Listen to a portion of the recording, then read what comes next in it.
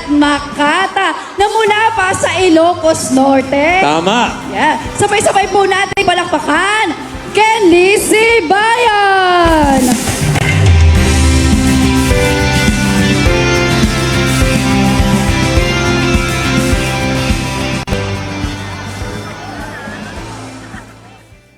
Magulong lansangan, mapaglarong gulong ng kapalaran, kalat na kalat ang mga nakawan at patayan. Kung gaano kabilis ang pagdanak ng dugo at pagpatak ng luha sa mga bayan, ganoon naman kabagal ang pag-usad ng mga sasakyan sa mga daanan. Pinagtagpitagping mga tahanan, mga bulsa, at plato'y walang laman, walang sapat na kaalaman. Paano ba naman, di nabibigyan ng pagkakataong makatapak sa paaralan imbes na hilain pataas?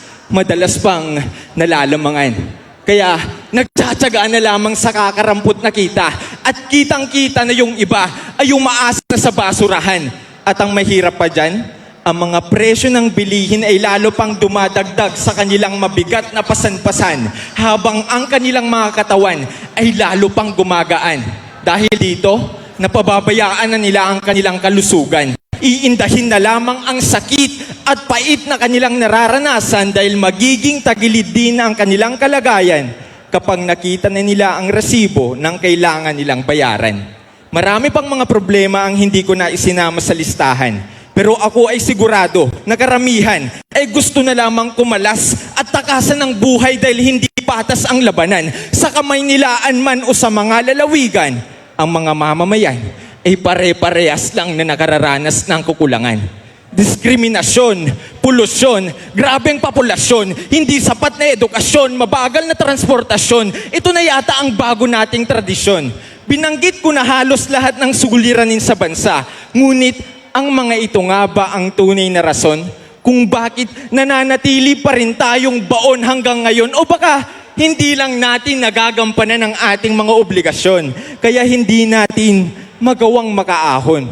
Puro po na sa galaw ng gobyerno, naghihintay ng kanilang mga maling desisyon. Galaw ng galaw ang mga mata.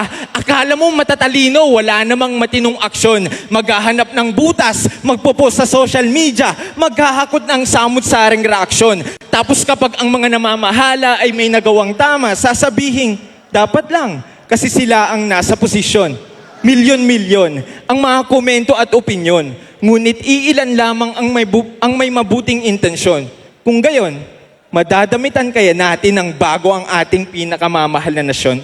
Gusto ko lang ipaalala, baka sakaling inyong nakalilimutan, natapos na ang halalan, hindi na lamang nila bitbit ang kanilang mga pangalan. Ang pinag-uusapan dito ay ang ating lupang sinilangan. Wala nang kulay na ipinaglalaban. Ang kanilang mga tunay na kulay ay dito na malalaman. Huwag nating pairali ng pagkamuhi upang hindi tayo pulutin sa putikan. Hindi naman ninyo kailangang ipanalangin ang kanilang kapalpakan para lang mapatunayan kayo dapat ay aming pinakinggan.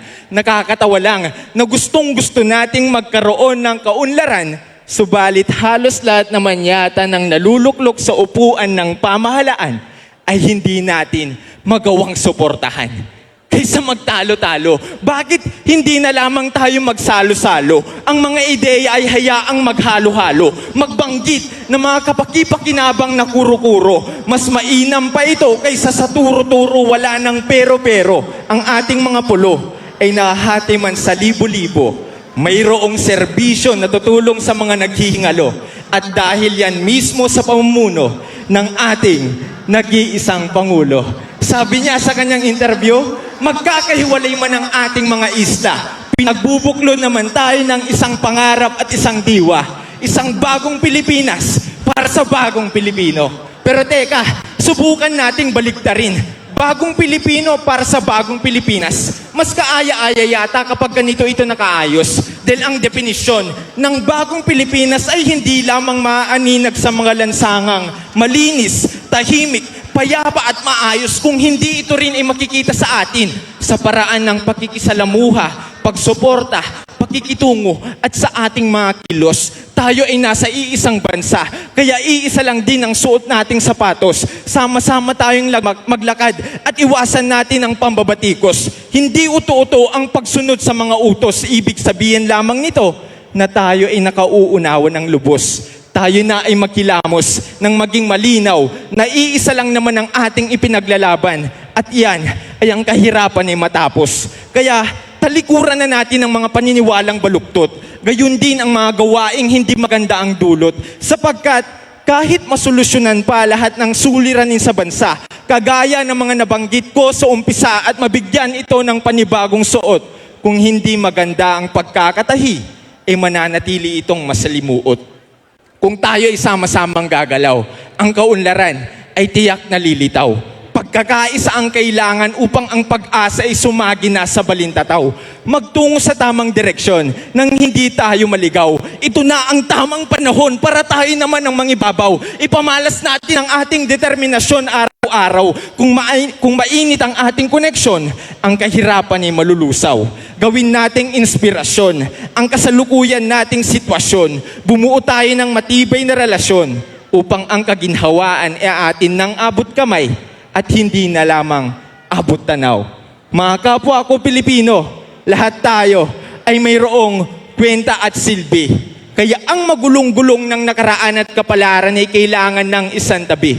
Simple lang naman ang aking pinupunto sa hinabahaba ng aking mga sinabi, na bago natin matawag na bago ang Pilipinas, ay kailangan muna nating baguhin ang ating mga sarili. Mabuhay ang bagong Pilipinas! Mabuhay ang mga bagong Pilipino! Maraming salamat po! Para natin, Henry Sibayan!